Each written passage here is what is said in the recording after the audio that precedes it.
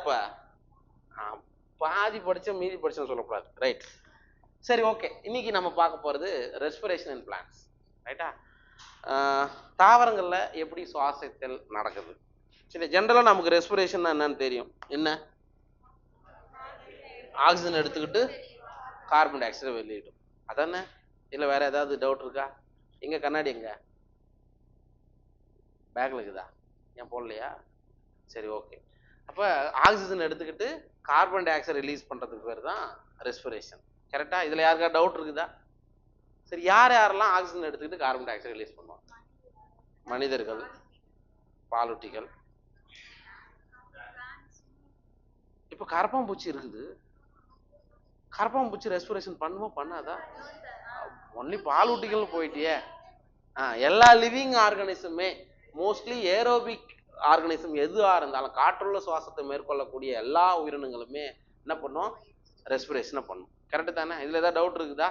Plans touring respiration ஆக்சிஜனை எடுத்துக்கிட்டு carbon tie ஆக்சைடை ரிலீஸ் பண்ணும். இப்போ நீங்க எதை கார்லேட் பண்ணணும் அப்படின்னா, போட்டோசிந்தசிஸ்னு ஒன்று படித்தோம். என்ன படித்தோம் போட்டோசிந்தசிஸ்ல? Light with the help of light, carbon டை ஆக்சைடும் வாட்டரும் சேர்ந்து கார்போஹைட்ரேட் தயாரிக்கப்படுது. சரியா? ரைட். அந்த தயாரிச்சதுல பிளான்ட் வந்து கார்போஹைட்ரேட்டை ப்ரிப்பேர் பண்ணுச்சு இல்லையா? அந்த கார்போஹைட்ரேட்டை பிரேக் டவுன் பண்ணக்கூடிய ஒரு ப்ராசஸ் தான் ரெஸ்பிரேஷன். சரியா? பிளான்ட்ஸ் வந்து போட்டோசிந்தசிஸ் மூலமா கிடைச்ச அந்த கார்போஹைட்ரேட்டை, குளுக்கோஸை பிரேக் பண்ணும், உடைக்கும் படும் பொழுது அந்த இடத்துல எரித்தல் அப்படின்னு சொல்லுவாங்க. அங்க என்ன வேணும்னா ஆக்சிஜன் வேணும். சரியா? அப்படி உடைக்கப்படும் போது ஆக்சிஜன் பயன்படுத்தப்பட்டு கார்பன் டை ஆக்சைடு ரிலீஸ் ஆகும். பிளஸ் வேற என்ன ரிலீஸ் ஆகும்? எனர்ஜி கிடைக்கும். சரியா? ஏற்கனவே அங்கேயும் எனர்ஜி கிடைக்குதுன்னு படிக்கிறோம், இங்கேயும் எனர்ஜி கிடைக்கும். தாவரங்கள்ல மட்டும் குளோரோபிளாஸ்ட்லயும் எனர்ஜி கிடைக்கும், மைட்டோகாண்ட்ரியாவிலையும் எனர்ஜி கிடைக்கும். அவ்வளவுதான். சரியா? இது ஓகேவா? இப்போ ரெஸ்பிரேஷன் அப்படின்றது என்னன்னா, பிளான்ட்டை பொறுத்த மட்டும் போட்டோசிந்தசிஸ்ல கிடைச்ச கார்போஹைட்ரேட்டை பிரேக் டவுன் பண்ணி அதுல இருந்து எனர்ஜியை உருவாக்கக்கூடிய ஒரு செயல்முறை தான் ரெஸ்பிரேஷன். ஸோ இந்த ப்ராசஸ்ல ஆக்சிஜன் பயன்படுத்தப்பட்டு கார்பன் டை ஆக்சைடு ரிலீஸ் ஆகுது. இதுதான் பிரீஃபா சொல்ல போனா ரெஸ்பிரேஷன். சரிங்களா? Right, okay. இப்போ நீங்க எல்லா பிளான்ஸ் எல்லா ஆர்கானிசம் மோஸ்ட்லி எல்லா ஆர்கானிசமே ரெஸ்பிரேஷனை பண்ணும். எந்த ஆர்கானிசம் ரெஸ்பிரேஷன் பண்ணாது? அனரோபிக்ல வரக்கூடிய பாக்டீரியா, காற்றற்ற சுவாசத்தை மேற்கொள்ளக்கூடிய பாக்டீரியங்கள். வேற மைக்கோபிளாஸ்மாவும் என்ன பண்ணாது? ரெஸ்பிரேஷன் பண்ணாது, ஆக்சிஜன் எடுத்துக்காது. அவ்வளவுதான். வேற ஏதாவது? அது மட்டும் தானா? வேற ஏதாவது இருக்கா?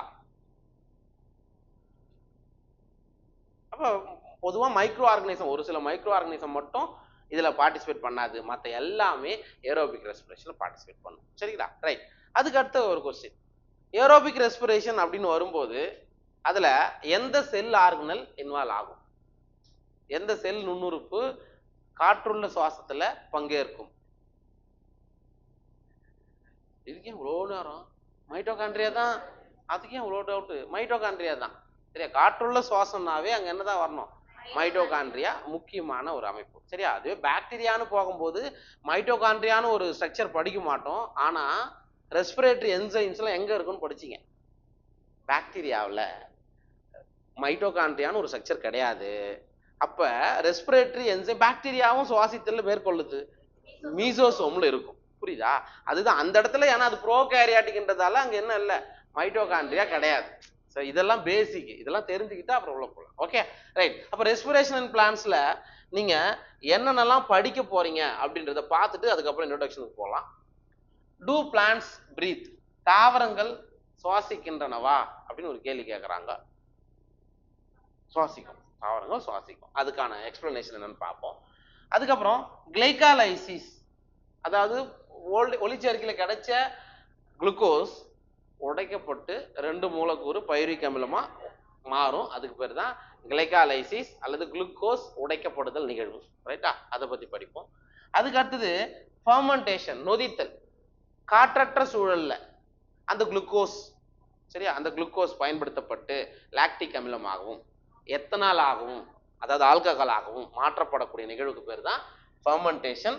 அதை பத்தி படிப்போம், நொதித்தலை பத்தி படிப்போம். அதுக்கப்புறம் ஏரோபிக் ரெஸ்பிரேஷன், காற்றுள்ள சுவாசம் முழுக்க முழுக்க மைட்டோகாண்ட்ரியாக்குள்ள வந்துடும். சரியா? அப்ப கிளைகாலிசிஸ்னு பார்த்தோம், அது எங்க நடக்கும்னா சைட்டோபிளாஸ்ட்ல மட்டும்தான் நடக்கும். எல்லா ஆர்கனைசேஷன்லயும் கிளைகாலிசிஸ் நடக்கும். சரியா? அதுக்கப்புறம் காற்றுள்ள சுவாசம்னு வரும்போது எங்க வந்துடும்? மைட்டோகாண்ட்ரியாக்குள்ள நடக்கக்கூடிய நிகழ்வுகளை தான் பார்ப்போம். ஆக்சிடேட்டிவ் டீகார்பாக்சிலேஷன் அதெல்லாம் பார்ப்போம் கிரப் சைக்கிள்லாம். அதுக்கப்புறம் இந்த ரெஸ்பிரேட்டரி பேலன்ஸ் ஷீட் அப்படின்னா சுவாசித்தல் சம்பந்தமான ஒரு எவ்வளோ ஏடிபி கிடைக்குது அப்படின்றது. சரியா? கிளைகாலிசிஸ் மூலியமா எவ்வளோ ஏடிபி கெயின் ஆகும், ஆக்சிடேட்டரை கார்பன் நீக்கம், ஆக்சிடேட்டிவ் டீகார்பாக்சிலேஷன்ல எவ்வளவு ஏடிபி கிடைக்கும், அதுக்கப்புறம் கிரப் சைக்கிள்ல எவ்வளவு ஏடிபி கிடைக்கும், இதெல்லாம் தான் எதுல பார்ப்போம்? ரெஸ்பிரேட்டரி பேலன்ஸ் ஷீட்ல படிப்போம். சரியா? அதுக்கடுத்தது ஆம்பிஃபோலிக் பாத்வே. ஆம்பிஃபோலிக் அப்படின்னா இருவழி தடம் அப்படின்னு சொல்லுவாங்க. சரிங்களா? இப்ப நம்ம மெட்டபாலிசம்னு ஒன்று படிச்சிருப்போம், வளர் சிதை மாற்றம். ரெண்டு சேர்ந்த நிகழ்வு தான் வளர் மாற்றம், சிதை மாற்றம்.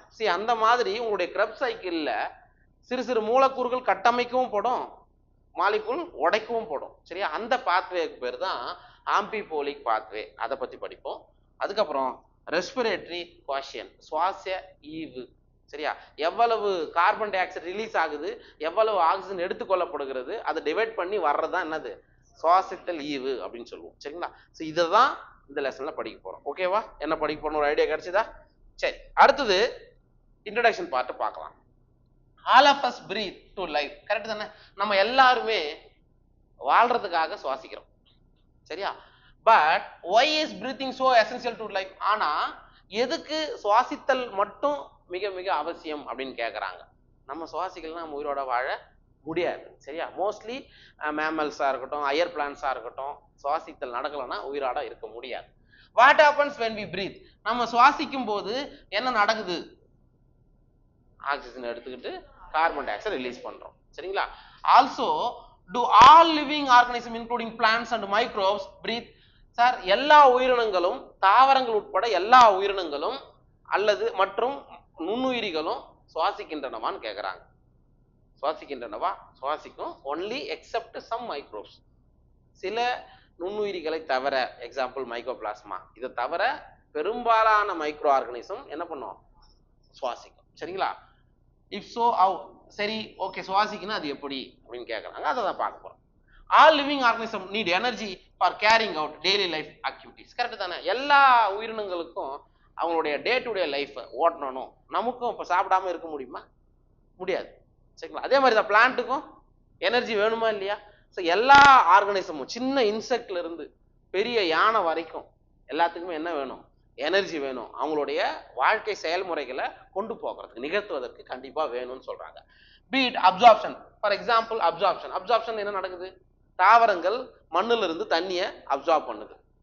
அதுக்கு எனர்ஜி வேணுமா இல்லையா? வேணும், கண்டிப்பா வேணும். ரைட்டா?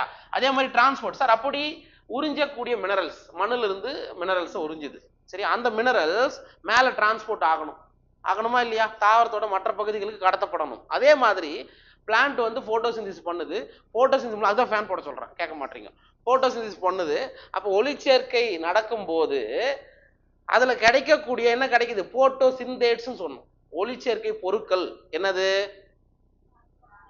குளுக்கோஸ், சுக்ரோஸா மாற்றப்பட்டு தாவரத்துக்கு மற்ற பகுதிகள் கடத்தப்படணும்ல, அதுக்கு என்ன வேணும்? எனர்ஜி வேணும். சரிங்களா? அதே மாதிரி மூவ்மெண்ட். ஒரு மூலக்கூறு ஒரு இடத்துல இருந்து இன்னொரு இடத்துக்கு நகர்னாலும் எனர்ஜி வேணும். சரிங்களா? ரீப்ரொடக்ஷன், ஒரு தாவரம் அல்லது விலங்கினம் இனப்பெருக்கம் செய்யறதுக்கும் என்ன வேணும்? எனர்ஜி வேணும். R even breathing. Sir, breathing பண்றதுக்கும் எனர்ஜி வேணும். சரியா? அது கூட எனர்ஜி இல்லைன்னா, பிரீத் பண்ண கூட முடியலன்னா செத்து போனான்னு அர்த்தம். சரிங்களா? அப்ப எல்லாத்துக்குமே என்ன வேணும்? எனர்ஜி வேணும். ஆற்றல் என்பது ரொம்ப ரொம்ப அவசியம். Okay, where does all the energy come from? Sir, இந்த எனர்ஜி எல்லாம் எங்க இருந்து வருது? இந்த எனர்ஜி எங்க இருந்து வருது? நம்ம சாப்பிடுறோம். புரியுதா? நம்மன்னா ஹியூமன் வந்து நம்ம சாப்பிடுறோம், பிளான்ட் போட்டோசிந்தசிஸ் பண்ணுது, அவ்வளவுதான். அப்படிதான் அதுக்கு தேவையான ஃபுட் என்ன பண்ணுது? ப்ரிப்பேர் பண்ணிக்கிறாங்க. சரிங்களா? we know we eat food for energy. நமக்கு தெரியும் நம்ம வந்து சாப்பாடை சாப்பிடுறோம் எதுக்காக? எனர்ஜியை உருவாக்குறதுக்காக. But how is this energy taken from food? ஆனா நீங்க சாப்பிடுற ஃபுட்ல இருந்து, இட்லி சாப்பிடுறோம், பொங்கல் சாப்பிடுறோம், நீங்க சாப்பிடுற ஃபுட்ல இருந்து எனர்ஜி எப்படி வருதுன்னு கேக்குறாங்க. நீங்க தான் ஜுவாலஜி நிறைய படிச்சுக்கிறீங்களா, சொல்லுங்க. ஃபுட்டை பிரேக் டவுன் பண்ணி கார்போஹைட்ரேட் தான். நம்ம உடம்புல ஃபுட்டு என்ன ஃபார்ம்ல ஸ்டோர் பண்ணி வைக்கும், கிளைக்கோஜன். அது பிரேக் டவுன் பண்ணி அதுல இருந்து மறுபடியும் மாறி எனர்ஜியா வரும். சரிங்களா? அப்ப நம்ம சாப்பிட்ற ஃபுட்ல இருந்து தான் எனர்ஜி வருது. How is this energy utilised? எப்படி இப்படி கிடைக்கக்கூடிய எனர்ஜி யூட்டிலைஸ் பண்ணுது? ஆமா, நம்ம ஒரு வேலை செய்யறோம், அதுக்கு என்ன வேணும்? எனர்ஜி வேணும். சரியா? நீ என்ன பண்ணனாலும், எழுதணும், உட்காந்து படிக்கணும், எல்லாத்துக்கும் எனர்ஜி வேணும். How is this energy utilized? Okay, do all foods give the same amount of energy? எல்லா ஃபுட்டும், நீங்க எடுத்துக்கக்கூடிய எல்லா சாப்பாடும் ஒரே மாதிரியான கலோரி ஆற்றலை கொடுக்குதா? இட்லி சாப்பிட்றோம், 10 இட்லி சாப்பிட்றோம், சாப்பிட்றது இல்ல. இட்லி சாப்பிட்றோம், 4 இட்லி சாப்பிட்றோம், இல்ல 5 இட்லி சாப்பிட்றோம். அதே தோசை சாப்பிட்றோம், அதே 5 தோசை சாப்பிட்றோமா? இல்ல. பொங்கல் சாப்பிட்றோம், அந்த லெவலுக்கு நீங்க சாப்பிட்றோமா? இல்ல. ஏன்? எனர்ஜி. அப்ப ஒவ்வொரு ஃபுட்டுக்குமான கிடைக்கக்கூடிய கலோரி ஆற்றல்ன்றது, அதெல்லாம் தேவா சார் நடத்திருப்பார். கீரை சாப்பிட சொல்றோம், எங்க கேக்குறீங்க? புரியுதா? இந்த ஃபுட்டை எடுத்துக்கிட்டா இவ்வளவு கிலோ கலோரி உனக்கு எனர்ஜி கிடைக்கும் அப்படின்றதுதான். இப்ப இட்லி சும்மா போட்டு அவிச்சு எடுத்துட்டு வராங்க, அதுல நிறைய சாப்பிடணும். ஆனா தோசை போட்டு எண்ணெயோ நெய்யோ ஏதோ, சார் உண்மையை சொல்லுங்க, நீ நெய் போறியான்னு கேட்காதீங்க. சரி, ஆயில் நம்ம போடும் போது என்ன ஆகுதுன்னா, ரெண்டு தோசை சாப்பிட்டா கூட போதுமானதா இருக்குன்னா அதான் காரணம். சரிங்களா? அப்ப எல்லா ஃபுட்டும் ஒரே மாதிரியான ஆற்றலை கொடுப்பது கிடையாது. சரியா? பிரேக்பாஸ்டுக்கு, காலையில பிரேக்பாஸ்ட் நம்ம எடுத்துக்கணும். எனக்கு இட்லி வேணாம், பொங்கல் வேணாம், விடு. சரியா? பூரி வேணாம், விடு. அப்ப என்ன பண்ணணும்? ஒரே ஒரு சாக்லேட் போதும். போதும், உனக்கு போதும், வருங்காலத்துல நீ பெரிய ஆள் ஆவ. ஒரே ஒரு சில்க் சாக்லேட் போதும். சீரியஸா? இல்லைன்னா 4 பாதாம் போதும். நீ 4 இட்லி சாப்பிட்றது, நான் அந்த 4 நீ அப்புறமா செக் பண்ணி பாருங்க, ஒரு பாதாமோட எவ்வளவு எனர்ஜி கிடைக்கும். சரிங்க? நீங்க டாக்டர் ஆயிட்டீங்கன்னு வச்சுக்கலாம், இதெல்லாம் பயங்கரமா பார்ப்பீங்க. உடம்பு மெயின்டைன் பண்றது என்ன, ஃபிட்டா வச்சுக்கிறது என்ன, இதெல்லாம் அவங்களுக்கு தெரியும். ஏன்னா எந்த ஃபுட்ல எவ்வளவு கிலோ கலோரி. ஒரு டாக்டர் சொல்லுவார், காலையில ஒரு டம்ளர் பால் மட்டும் போதும், எனக்கு அந்த எனர்ஜி போதும். நீ சாப்பிட்ற இட்லியில இருக்கிற எனர்ஜி எனக்கு அந்த ஒரு டம்ளர் பால் கிடைக்கும். புரியுதா அவனுக்கு? இதெல்லாம் அப்புறமா நிறைய டயட் கண்ட்ரோல்லாம் ஃபாலோ பண்ண ஆரம்பிச்சிருப்பீங்க. டயட்டிஷியன் சொல்லுவாங்க, இது எடுத்துக்கோ, அது எடுத்துக்கணும். புரியுதா? அப்ப என்ன அர்த்தம்னா, எல்லா ஃபுட்டும் ஒரே மாதிரியான ஆற்றலை கொடுப்பது கிடையாது. சரி, எனக்கு தெரிஞ்ச ஒரு பிஜி டாக்டர் காலையில ஒன்லி 4 பாதாம், புரியுதா, மதியத்துக்கு 2 இளநீர், அவ்வளவுதான். நைட்டு மட்டும் கொஞ்சமா ஃபுட் எடுத்துக்குவாங்க. பக்காவான பிஜி டாக்டர். சரியா? கிளாஸ் எடுக்கிறோம், அதே கிளாஸ் எடுக்கிற ஆளுங்க தான். அவங்களுக்கு எடுத்துன்னு போய் நாங்க ஃபுட்டு வாங்கி கூட அவங்களுக்கு மட்டும் இதுதான். போயிட்டு நட்ஸ் வாங்கி வந்து கொடுத்துரு, முடிஞ்சு போச்சு. மதியத்துக்கு 2 இளநீர் வாங்கி வந்து கொடுத்துரு, முடிஞ்சு போச்சு. அவங்க சொல்லக்கூடிய விஷயம் இதுதான். எனக்கு தேவை எனர்ஜி, எத்தனை கிலோ கலோரின்றது எனக்கு தெரியும், நான் எடுத்துக்கிற ஃபுட்டு இது போதும். சரி, அதிகமா சாப்பிட்டு குண்டாயிட்டு போய் கிடக்கிறதுக்கு வேண்டாம், தேவையில்ல அப்படின்ற மாதிரி சொல்லுவாங்க. சரியா? அதனால எல்லா ஃபுட்டும் ஒரே மாதிரியான எனர்ஜி கொடுப்பது கிடையாது, அது வேரி ஆகும் நீங்க எடுத்துக்கிற ஃபுட்டை பொறுத்து அப்படின்றாங்க. Do plants eat? தாவரங்கள் சாப்பிடுதா? சாப்பிடுது, பூச்சியை சாப்பிடுது, அதான சொல்ல வரீங்க? அடுத்தது, ஆமாமா, அது இல்லையா? இன்செக்ட சாப்பிடாதா? ஒரு சில அது நைட்ரஜன் வேணும்ன்றதுக்காக சாப்பிடுது. தாவரங்கள் பொதுவா சாப்பிடுறது கிடையாது. சரிங்களா? Where do plants get their energy? சரி, சாப்பாடு சாப்பிடாது, அப்ப எங்கிருந்து ஆற்றலை பெறுகிறது? போட்டோசிந்தசிஸ். சரியா? ஒளிச்சேர்க்கை மூலமா அதுக்கு தேவையான ஆற்றலை பெறுகிறது. And micro organism for their energy requirements do they eat food? அதே மாதிரி micro organism, for example bacteria, virus, fungi, இதெல்லாம் இருக்குது. அதுவும் அதோடைய ஆற்றலுக்காக சாப்பாடை சாப்பிடுதா? சாப்பிடுது. எப்படி சாப்பிடுது? ஹோஸ்ட் கிட்ட இருந்து எடுத்துக்குது. இப்ப ஃபங்கை ஒரு மைக்ரோ ஆர்கனிசம் எடுத்துக்கிறோம், அது என்ன பண்ணும்? அதுக்கு தேவையான ஃபுட்டை எப்படி எடுத்துக்கும்? டெட் அண்ட் டீகே ஆர்கானிசம் இருந்து எடுத்துக்கும், அவ்வளவுதான். சரியா? சிதைக்கக்கூடிய வினைகள்ல இருந்து அது எடுத்துக்கும். அப்படிதான் எடுத்துக்குதே தவிர அது சாப்பிடுதானா? சாப்பிடாது, அப்சார்ப் பண்ணி எடுத்துக்கும். சரிங்களா? இதெல்லாம் பேசிக். அப்ப இதெல்லாம் என்னத்துக்கு நமக்கு இந்த இன்ட்ரடக்ஷன் கொடுக்குறாங்க அப்படின்னா, எல்லாத்துக்குமே பேசிக் என்ன வேணும்? எனர்ஜி வேணும் அப்படின்றாங்க. You may wonder at the several questions raised above. நிறைய கேள்வி கேட்டுக்கிறாங்க, அதை பத்தி நீங்க ஆச்சரியப்பட்டிருக்கலாம். they may seem to be very disconnected. இதுக்கு ஏதாவது கனெக்ட் இருக்குதா? சரியா? எனர்ஜி இது சொல்றோம், இது தாவரங்கள் சாப்பிடுதான்னு கேட்குறீங்க, இதெல்லாம் சாப்பிடுதான்னு கேட்குறீங்களா? இதுக்கும் எல்லாத்துக்கும் கார்லேஷன் இருக்கு, ஆனால் இல்லைன்றாங்க. But in reality the process of breathing is very much connected to the process of release of energy from food. ஆனால் உண்மையில இருக்கு என்னன்னு சொல்றாங்க அப்படின்னா, இந்த பிரீத்திங் ப்ராசஸ் நடக்குது இல்லையா, சுவாச செயல்முறை அப்படின்றது எனர்ஜி ரிலீஸ் பண்ணக்கூடிய உணவிலிருந்து ஆற்றலை வெளியிடக்கூடிய நிகழ்வோடு தொடர்புடையது தான் பிரீத்திங். சரிங்களா? நம்ம சாப்பிட்ற ஃபுட்டில் இருந்து எனர்ஜி கிடைக்கணும்னா கண்டிப்பா பிரீத்திங்ன்றது முக்கியம் அப்படின்றாங்க. Let us try and understand how this happen. சரிப்பா, இப்ப நம்ம என்ன பண்ணலாம், இது எப்படி நடக்குது அப்படின்றத பார்க்கலாம்னு சொல்றாங்க. ஓகேவா? இது வரைக்கும் புரிஞ்சுதா?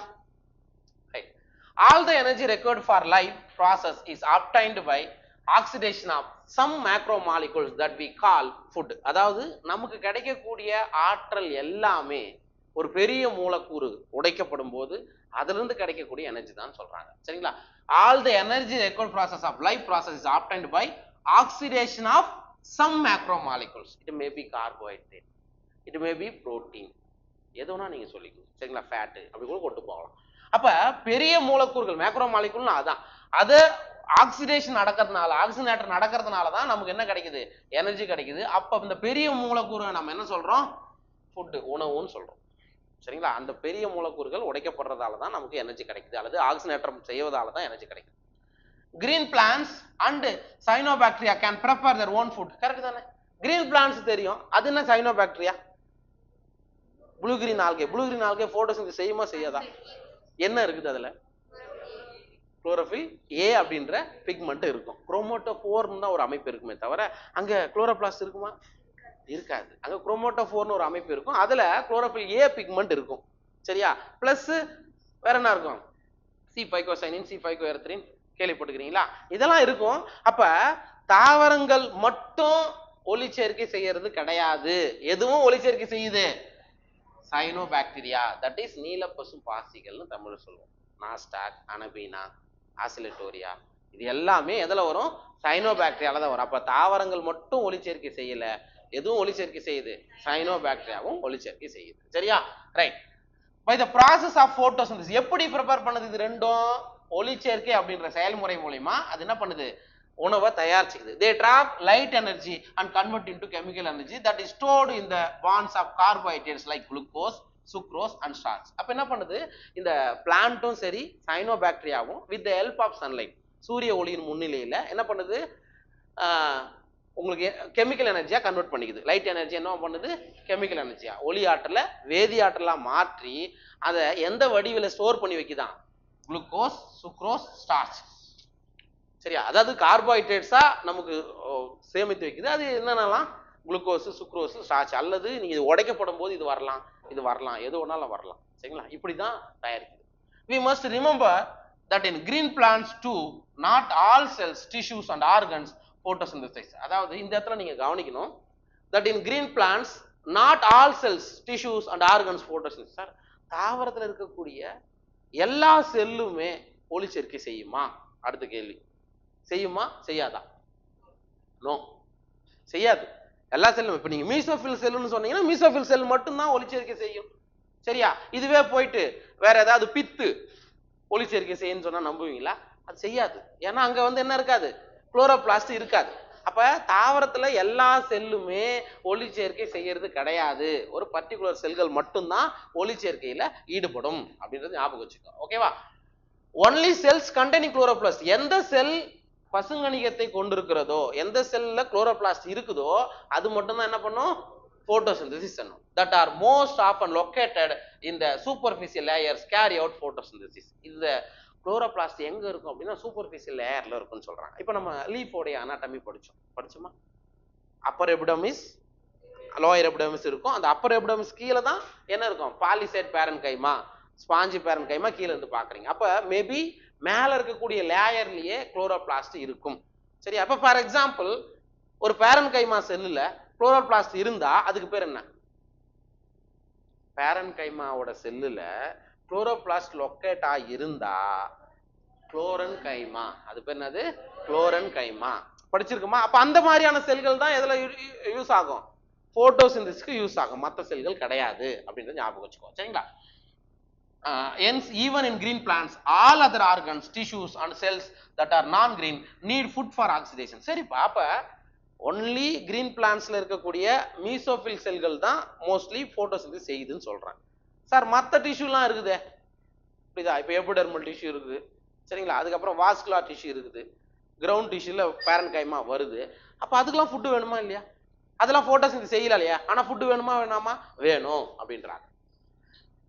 Hence food has to be translocated to all non green parts. அப்ப தாவரங்கள்ல பச்சை நிறம் அல்லாத பகுதிகளுக்கும் ஃபுட்டு தேவை. அந்த ஃபுட்டு ஒளிச்சேர்க்கையில தயாரிக்குது இல்லையா, அது என்ன ஆகுது, ஒரு இடத்துல இருந்து இன்னொரு இடத்துக்கு கடத்தப்படுகிறது. ஃப்ளோயம் வழியா ஃபுட் ஆனது கடத்தப்படும் அப்படின்றாங்க. சரிங்களா? Animals are heterotrophic. விலங்குகள் அப்படின்றது பிரச்சார்பு ஊட்ட முறைன்னு சொல்றோம். அப்படின்னா என்ன பண்ணும், அதுக்கு தேவையான ஃபுட்டை அவரால் என்ன பண்ண முடியாது, ப்ரிப்பேர் பண்ண முடியாது. ஃபுட்டுக்காக மற்ற ஆர்கனிசத்தை சார்ந்து தான் வாழ முடியும். சரிங்களா? தே ஆப்டைன் ஃபுட் ஃப்ரம் பிளான்ட்ஸ். அப்போ ஏன் நம்ம வந்து அனிமலை வந்து ஹெட்ரோட்ரோபிக்னு சொல்றோம்னா, இது தங்களுக்கு தேவையான ஃபுட்டை எங்கேருந்து எடுத்துக்குது, தாவரங்கள் இருந்து தான் எடுத்துக்குது.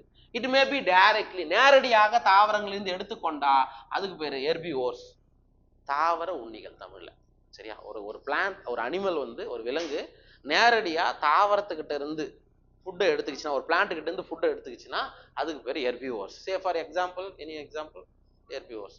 ஆடு, மாடு, வேற என்னக்குது, மான், மான், முயல், கிராஸ் சூப்பர், இது எல்லாமே எதில் தான் வரும், ஹெர்பிவோர்ஸ்ல தான் வரும். சரிங்களா? Right. Or indirectly carnivores. Sir நேரடியா போயிட்டு நேரடியா நெல்லை போய் நம்ம சாப்பிட்றது கிடையாது. நம்ம என்ன பண்றோம், விலங்கு விலங்கு சாப்பிட்றோம். சரி சொல்றோம், அது தாவரங்கள் இருந்து கிடைக்கக்கூடிய அந்த ப்ராடக்டை நம்ம வேற ஒரு இது மூலியமா நம்ம சாப்பிட்றோம். சரி, அப்ப நம்ம நேரடியா போய் தாவரங்களை சார்ந்து வாழ்றோம்னா, சப்போஸ் கீரை சாப்பிட்ற, அது ஒன்னா கூட பச்சை கீரையா சாப்பிட்றேன்னா அப்ப நீங்க சொல்லிக்கலாம். இல்லைன்னா என்ன பண்றீங்க, ரைஸா இல்ல ப்ராடக்டா மாத்தி, அது பாஸ்தா இந்த மாதிரி ப்ராடக்டா மாத்தி நம்ம சாப்பிட்றோம். ஸோ அப்ப இன்டைரக்டா, நேரடியாக இல்லாம இன்டைரக்டா சார்ந்து வாழ்றத நம்ம என்ன சொல்லுவோம், கார்னிவோர்ஸ். கார்னிவோர்ஸ்னா விலங்குண்ணி.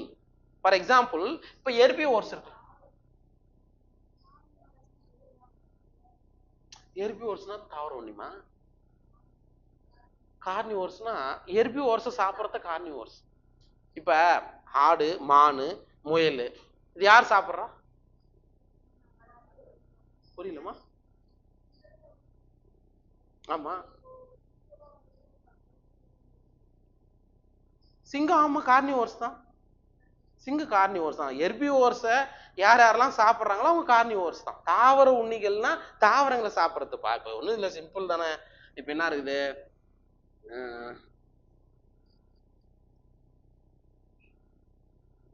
ஏதாவது ஒரு எக்ஸாம்பிள் சொல்லு. சரி, மான் இருக்குது. மானை யார் சாப்பிட்றா, புலி சாப்பிடுமா?